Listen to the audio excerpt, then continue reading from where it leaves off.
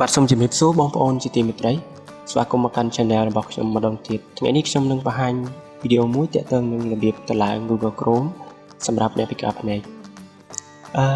កម្មវិធី Google Chrome គឺជាកម្មវិធីមួយដែលអាចឲ្យយើងប្រើប្រាស់ឲ្យអ៊ីនធឺណិតបានហើយនោះ YouTube Facebook ជាដើមគេហៅថា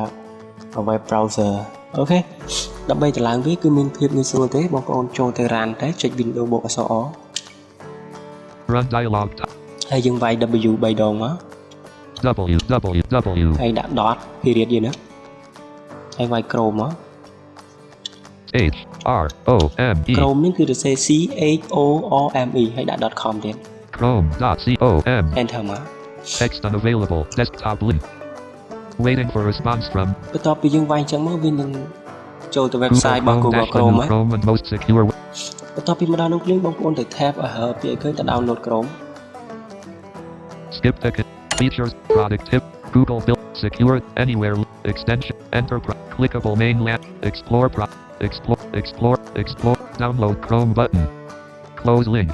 download Chrome button ឃើញ download Chrome enter មក close link បន្ទាប់មកយើង tab មកពាក្យថា printer that help make clickable learn more accept and install button accept and install ណា download Chrome វិញ accept install មានថាយើងព្រម install តាមគេណា enter មក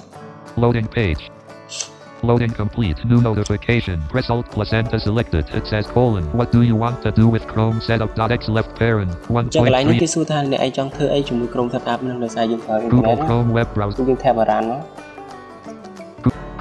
Google Chrome save run button button enter មក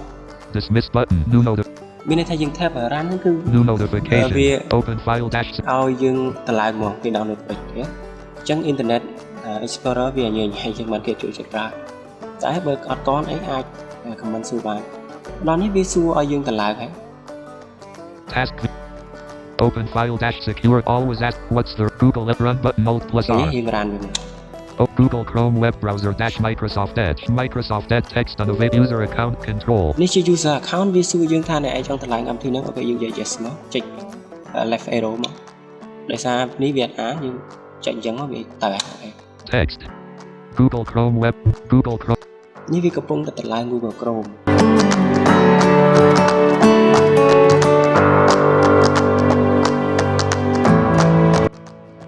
ចឹងវា run កម្មវិធីហ្នឹងគឺអត់មាន nick មាន install ទេគឺបើកមកគឺដើរទៅចឹងនេះវាដើរនេះ Google Chrome Google Chrome row 1 column 2បាទឃើញនេះគឺជាកម្មវិធី Google Chrome ខ្ញុំសង្ឃឹមថាអាចធ្វើវាបានវាអត់មានអីស្មុគស្មាញទេវាគ្រាន់ថា browser ហ្នឹងវាមានបញ្ហាជាមួយ Google Chrome អញ្ចឹងវាប្រហែលទេណាចំពោះ Microsoft Edge ប៉ុន្តែបើបងប្អូនបើក Firefox ទៅ download ទៅវាអាចស្រួលជាងនេះអញ្ចឹងខ្ញុំសង្ឃឹមថាអាចធ្វើវាបានហើយបើមានចម្ងល់កន្លែងណាខ្វះខាតឬក៏មិនយល់មិនច្បាស់ស្ពេចប៉ុណ្ណេះអាច comment សួរនៅក្នុងខាងក្រោមវីដេអូបានឬក៏អាចឆាតមកខ្ញុំផ្ទាល់ក៏បានដែរអញ្ចឹងខ្ញុំសូមអរគុណសម្រាប់ការទស្សនានិងស្ដាប់សូមជម្រាបលាបាទ